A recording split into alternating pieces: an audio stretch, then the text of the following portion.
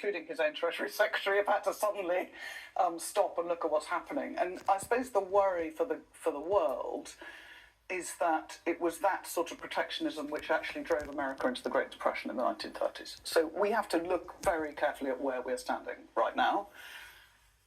Presumably, this kind of approach to tariffs will actually unlock inflation in America, and Donald Trump will not want inflation to get too high, and so at some point he will start to step back. But I think it does leave the UK particularly exposed because we have decided to go it alone. We are not part of the EU bloc. We are not close to America. And I disagree with Steve. I don't actually think there was never much that could be in a free trade agreement with America. We don't actually want chlorinated chicken. Honestly, and I'm not being glib, there really wasn't much that could be in a free trade agreement. So, you know, this is where we find ourselves. And I think some form of close relationship with the EU has got to be a positive thing. Greg?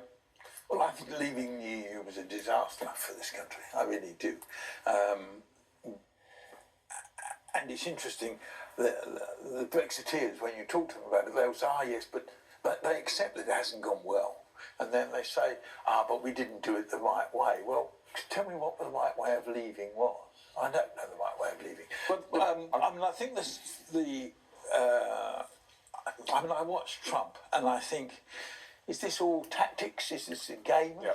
It's like, I've said many times about Trump, it is like meeting the bloke in the pub who sits in the corner with a pint of beer and just has a view of everything. Yeah. And actually we've made him President of the United States, so he can actually do some of these things.